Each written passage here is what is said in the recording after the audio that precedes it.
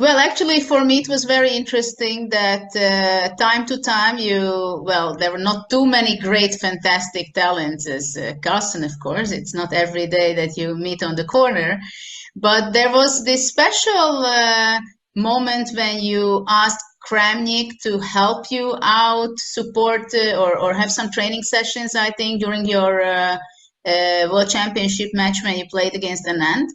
And later on, when he took the crown from you later, I was completely convinced that this was also something essential for his victory, that he knew you, he got a little,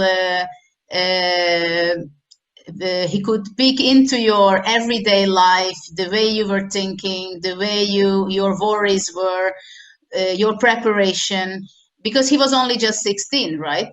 And I believe that many times that for those, or he was already older? No, he was 95, he was 20. He was 20.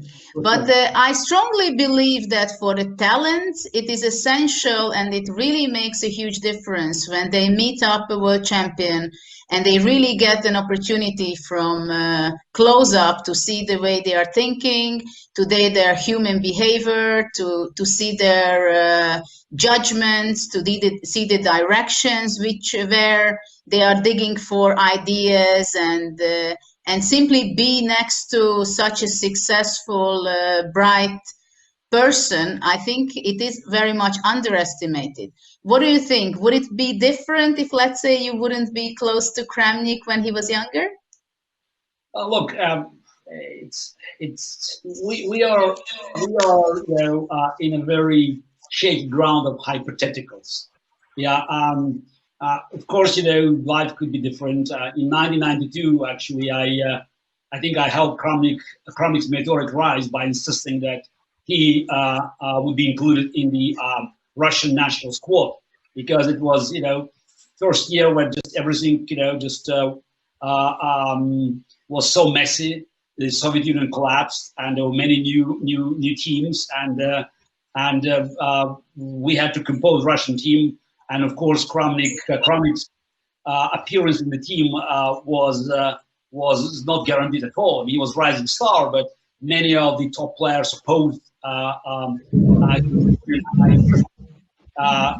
that's, if you remember, that was his phenomenal performance that made him part of the world elite. In 1995, I invited him to work with me at my match with Anand.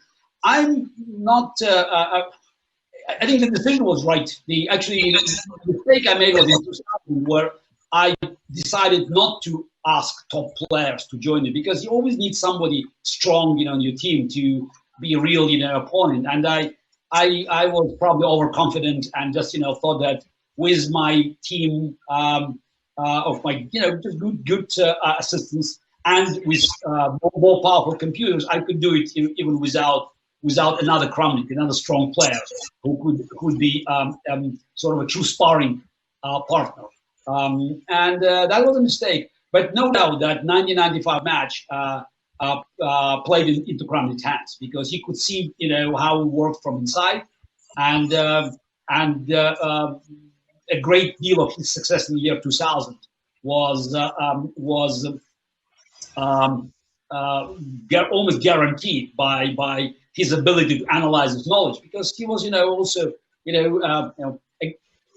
his style is different from mine, but he could be sort of, he was on this line between spar of Kramnik. So he has a great analytical skill, and he has an appetite to analyze, to look for the concepts. And it's not surprising that in our match in 2000, he came up with Berlin's defense, Berlin Wall, that has been abandoned for nearly 100 years, and now this is one of the most, maybe the most popular opening in most of the tournaments, top tournaments. So he could actually feel the trends and come up with ideas that change our perception of the game of chess.